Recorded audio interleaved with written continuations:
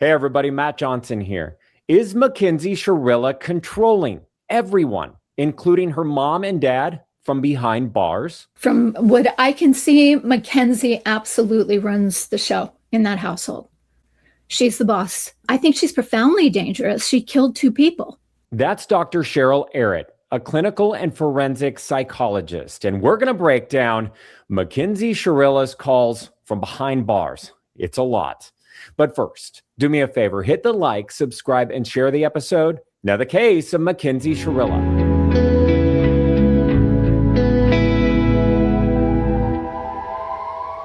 Here to help break it all down, we have a very special guest on the program. Really excited to talk to her. We have Dr. Cheryl Arutt, clinical and forensic psychologist, certified EMDR therapist, and speaker.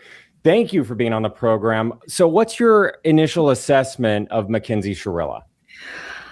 Ooh, Mackenzie Shirilla is a very, very troubled young woman. I think that she has been really coddled, and parts of her have been encouraged in a way that I think really did her a big disservice. I think she has an astonishing lack of empathy and concern for her impact on other people.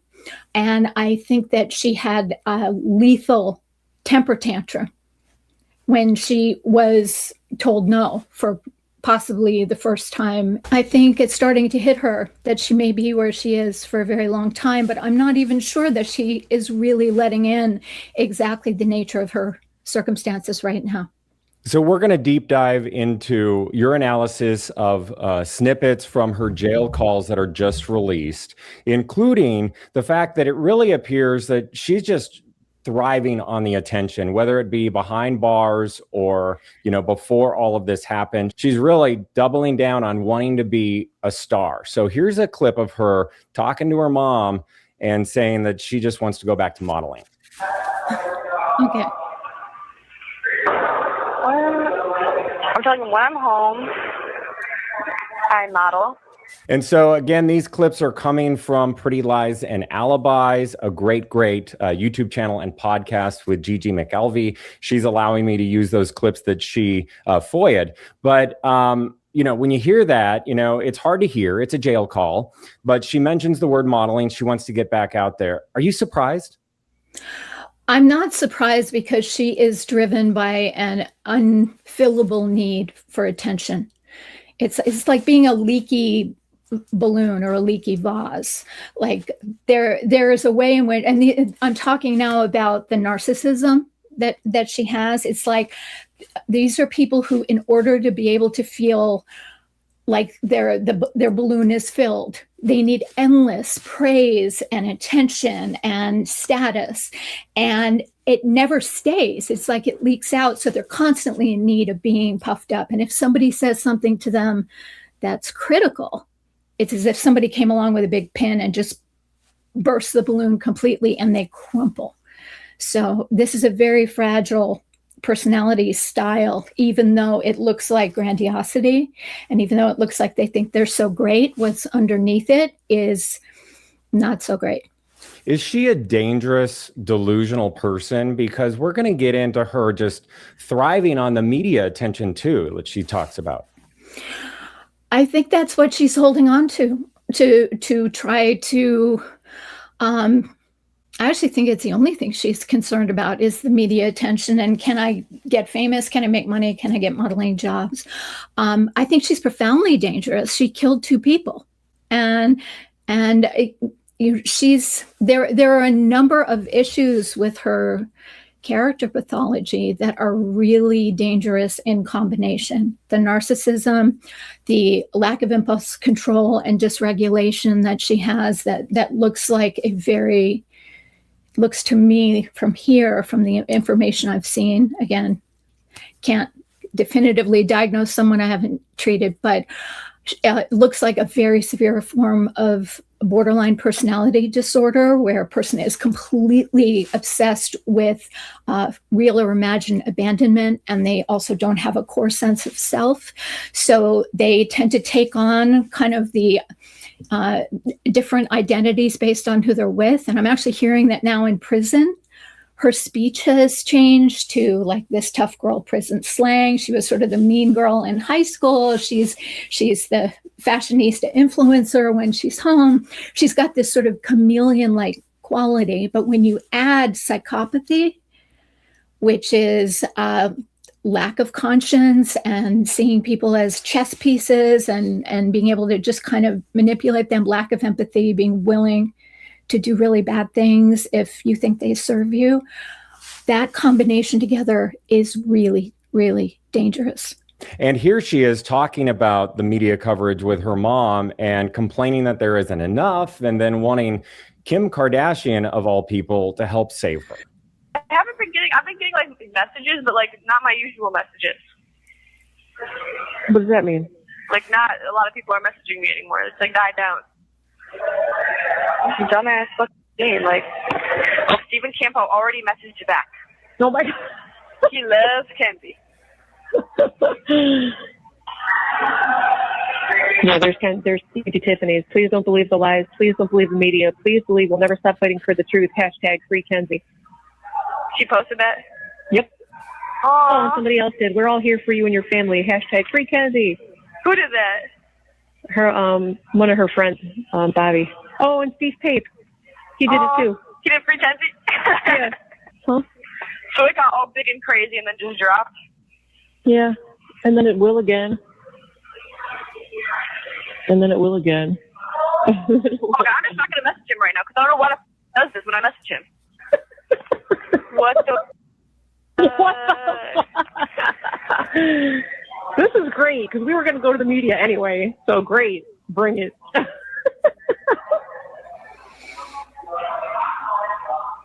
Oh my God.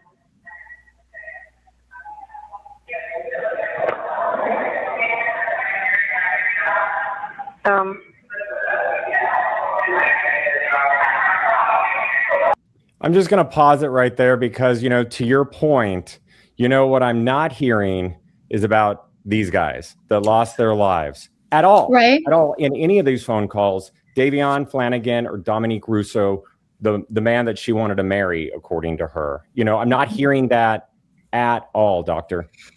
Right. This does not sound like remorse. This does not sound like somebody who's sitting in prison thinking about what she did. And from what her mother is saying, she's keeping her puffed up. Oh, we're going to do this. We're going to do that. You didn't do anything wrong. We're going to fight for you. This is not what she needs. She needs to be able to really face this and think about this. And I don't know that anybody in her family ever said no to her. Quite possibly the first person to really say no was Dominic. And I think it may have happened in that car. And then the second person maybe was the judge in throwing the book at her. Yes. When she's shocked about that, which we'll talk about. But here's the delusion created by her mother about Kim Kardashian.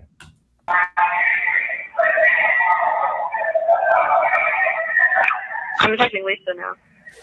So wait, it's all over the world now that Today Show's like national news? Okay, I got to tell you one more thing. What? It was published in England. Okay. What? Yes. It's world news? I think the Daily Mail just publishes it in all their publications, but yeah, the UK. It's on the Daily Mail? In UK. Maybe Kim Kardashian will reach out herself. That's what I'm saying. I'm hoping. We're getting there. I was going to do this anyway, so this is great. And they could just reach out to us. Mm-hmm. That is really disturbing. What is your take on that? They're celebrating. They're celebrating. Her mom is acting like this is an achievement. This is a success. This is an awful thing that she did. And my take on that, first of all, she's not acting like a mom. She's acting like she's trying to be her friend, her peer. And,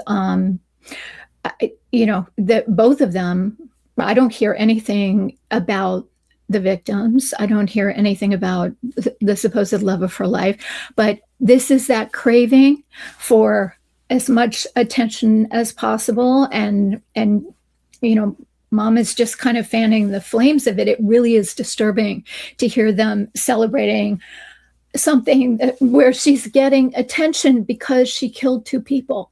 That's why she's in the media, not because people want her to model for them, not because she's made some kind of achievement that's national news, but because she did something really destructive that she can't take back.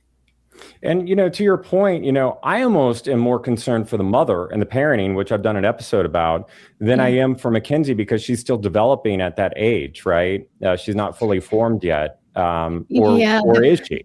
Well, the human brain, we've discovered it's not fully built, it's not fully formed until the mid to late 20s. And that actually tends to, don't be upset, but it tends to be about 24, 25 for women and about 28, 29 for men. So, sometimes we kind of blend them all together, but it's not structurally built yet, but there has been a lot of brain development at 20, 21. I do think that she knew the difference between right and wrong, but I don't think she cared. And there are a number of things that look like pre-planning. It looks like there might have been a dry run. It looks like she had her seatbelt on and they didn't. There are a number of things that really make me wonder whether this was if I can't have you, no one can, and I'll show you, even if I die in the process. Is Mackenzie, it appears that she likes to be in control. Is she in control of mom, or is mom in control of her? What is the relationship there from the surface level that you're able to see? From what I can see, Mackenzie absolutely runs the show in that household. She's the boss. And I think that it may have started out where they were kind of walking on eggshells because she would explode when she didn't get her way. And some families make the decision that I'm going to keep the peace for now and just placate my tantruming child. And that can just get bigger and bigger and bigger. And if you have somebody who really isn't developing that sense of conscience and empathy and all of that, it can get really out of control. Control is the word that comes to mind when I also hear about that weird gibberish or code talking. I want to play a little bit of it and get your take on why they're doing it and why they even taught it to her.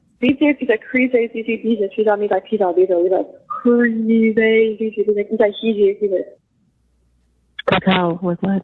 She gets to scream. She's like, ah, every night. She just screams all night. And then she gets to laugh and thinking it's funny. She's like, I don't know. She's crazy. I don't even know what the fuck I'm talking about. I don't like her. She needs to get the pod. Okay, so me. There's a problem with an inmate that might have, some sort of episode or need medication. We don't know the situation, okay? But again, me in this situation. And then what's up with this gibberish? This carny talk is what Dominique's sister called it. What is the purpose for teaching her that when she was younger? I mean, we'd start there. Yeah, it's. So many people know Pig Latin that's not really code for many people. It's pretty easy to understand, but this does seem to be a way of trying to speak to each other where no one else it can understand. I'm sure there are people who understand this carny talk, or I know there are certain communities that have developed things like this in order to be able to communicate just themselves. But there's it's kind of bold of them to think that on a recorded line from a prison that there isn't somebody, with code breakers of all kinds of other things that investigators couldn't figure out what is being said. And I wonder if they're even being that conscious usually that they are being recorded, because I think they might behave differently if they were intending to file more appeals and laughing about the fame stuff and I would think that her conversations, if she were on all the time, if she were trying to further her case, she would be careful about these things. But I think I just think that she thinks she's smarter than everybody else. And Yes, that's what I was thinking. Yes. She's the smartest person in the room. And do you know what the Dunning-Kruger effect is? Dunning-Kruger is that it takes a certain amount of intelligence to know that there are a lot of things that we don't know. And that that people who are not very intelligent tend to wildly overestimate how much they know and how smart they are. And, it's a bias actually that we can have in other ways too. Like 90% of people think they're above average drivers.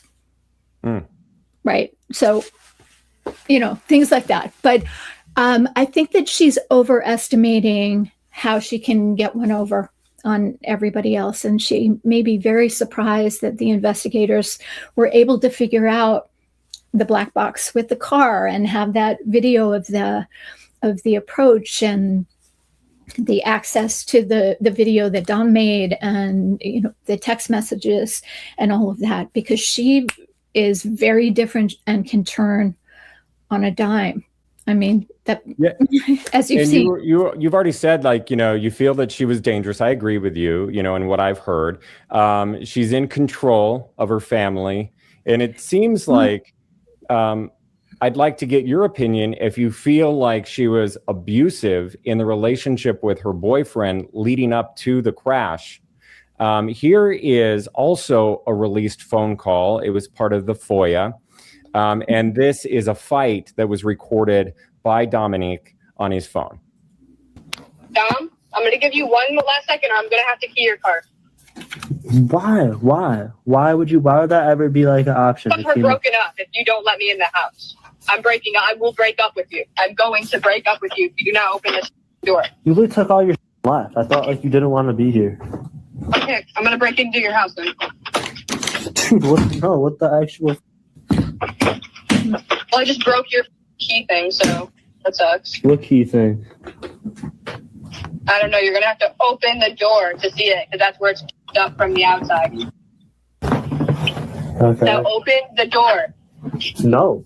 No. You're not, you're saying you're breaking stuff, you're not coming in my house. I will break. Do I have to, call the police? Why? Why would you call the police? Do I have to call the police? Are you not going to let me into my house? This is not your house. All right, I'm calling my mom. No, you're not. No, yes, you're I not. am. I'm calling you. You're not doing this. Then we're going to break up. This is my house. You then don't. We are done. If you do not let me in the house that I sleep in every night, we are done. Okay, your assessment on that. This is abusive and controlling behavior. And there's a difference between being in control and being controlling. I don't know how much self-control Mackenzie has, but she engages in a lot of power and control tactics to control other people with threats and fear and dysregulation. It is not okay, as we know, to break other people's things, destroy other people's things. And, what we see in intimate partner violence relationships, there are kind of predictable patterns that happen where, some of the time the person who's abusing is really great and wonderful. And then this tension building thing happens. And then there are these eruptions of things to scare the other person into complying. And it can start with threatening and actually breaking and damaging property. But the message is, right now it's your car, or right now it's your door, but it could be you. And things escalate over time. And a person who is doing this to get the other person to fall in line will use those kinds of threats or actual violence to get the other person back under their thumb. And this is so much easier to see when the abuser is the man and the victim is the woman. But if a guy were in front of his girlfriend's house saying, let me in, and pounding on the door, and I'm going to start breaking stuff, and now I'm destroying your property, it would be very easy for us to see that this is an abuser. But when it's a petite young woman, as we see, unfortunately, she was still able to do a lot of harm.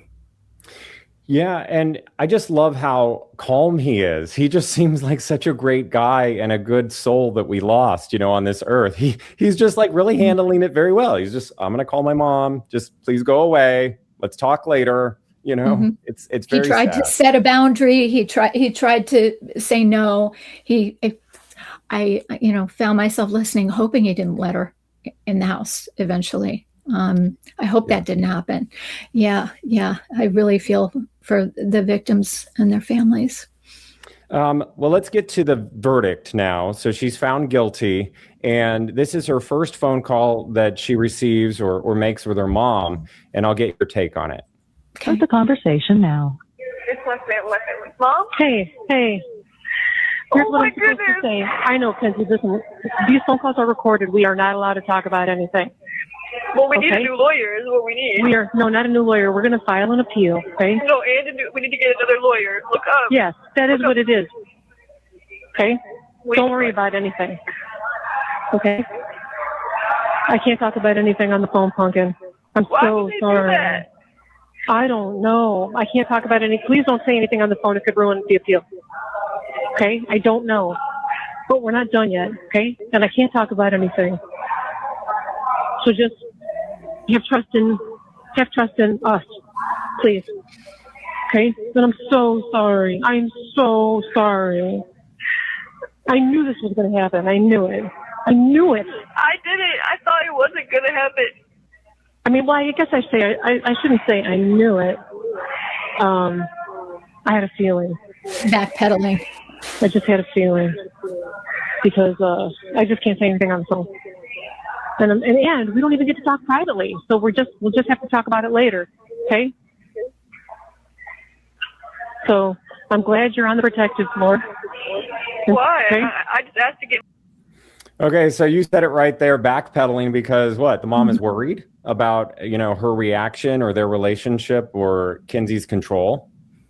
This is their dynamic. Even when her daughter is in this incredibly contained environment, she's still, I think she's enabling, walking on eggshells, humoring her. But based on some of these recordings that I've seen, I really wonder about the mom and her psychological makeup and whether she's was trying to sort of live through her daughter. And, I'm not hearing a sense of you would say to your child, this is devastating, and you would prepare them for this. There obviously what's so shocking is there's never really been a conversation about the fact that she killed 2 people. Those 2 people are dead. And there are, if you're the parents, you've seen a whole lot of other behavior and acting out as well. I have to imagine they know their daughter, and they're having, this idea that when she let slip of, I knew this was going to happen, and then she started to see Mackenzie's reaction, she backpedaled as quickly as she could. This is like, don't poke the bear. That seems to be the guiding principle there. Is there hope for this person? That I'm going to sound like a shrink right now, but because it really depends on whether she wants help, and whether we're correct about the psychopathy piece, because there are, there's help for the borderline personality stuff. There's help for the narcissism stuff if somebody wants that help. Psychopaths are not very amenable to treatment. They can be very charming and they can really con even very good therapists because they can mimic empathy when they want to, but they don't really develop they don't really heal in therapy. They actually get better at conning people in therapy. It's a paradoxical and very unfortunate thing. And the judge said something very interesting in the verdict hearing. There's a very good likelihood, Mackenzie, that you will spend the rest of your life in prison. That won't be up to me. That will be up to the parole board, and that will be up to you to a great extent. I understand that the pain in this room wants me to impose the harshest sentence, but I don't believe that would be the appropriate sentence, because I do believe that Mackenzie will not be out in 15 years. So she's sentenced on count 2, the murder of Davion Flanagan, 15 years to life. She's sentenced on count 1, the murder of Dominic Russo, 15 years to life, to be served concurrent to each other with credit for time served. The judge said that she had a choice of giving her 15 to life or 30 to life. And she chose to give her 15 to life. But she said something really interesting. She said that she doesn't think that Mackenzie is going to get out of prison for a very long time, if ever. It's as if she were saying, I'm going to impose the lesser of the 2 sentence choices that I have, where like, here's this carrot dangling in front of her. If she had good behavior, if she worked on herself, if she really showed remorse, if she thought she needed to be rehabilitated, and she actually said she doesn't think she does, but if she were to do all of those things, a parole board might in 15 or 20 years decide that she could be released. But she doesn't think she needs any of those things. And the judge was kind of saying, I don't need to give you 30 to life because you're not likely to get out anyway. I thought that was interesting as well, and really a window into what the judge saw, because the judge saw all the case evidence and how she was acting in court, front row seat to that. Is Mackenzie Shirilla a psychopath? I couldn't say definitively, but I am seeing a lot of indicators that it's quite likely that she is. Well, I really appreciate, this was a fascinating conversation. Dr. Cheryl Arutt, clinical and forensic psychologist, certified EMDR therapist and speaker. How do we get a hold of you? You can reach me through my website, askdrcheryl.com. And for EMDR and more information about healing from trauma, you can reach me at Creative EMDR. This has been fascinating. Thank you for your time. Thank you so much. Good to be here. Again, a big thank you to Gigi from Pretty Lies and Alibis for sharing the jail calls. If you want to hear more of the calls, check out her YouTube channel. I'll have a link in my show notes below. Also, check out my YouTube videos on this case. I do a deep dive interviewing experts such as a body language expert and a crash reconstructionist, also a former prison inmate that was incarcerated with Mackenzie Shirilla. And if you haven't already, please hit the like and subscribe. I'll keep you updated on this case along with others. In the meantime, take care of yourself. I'll see you next time.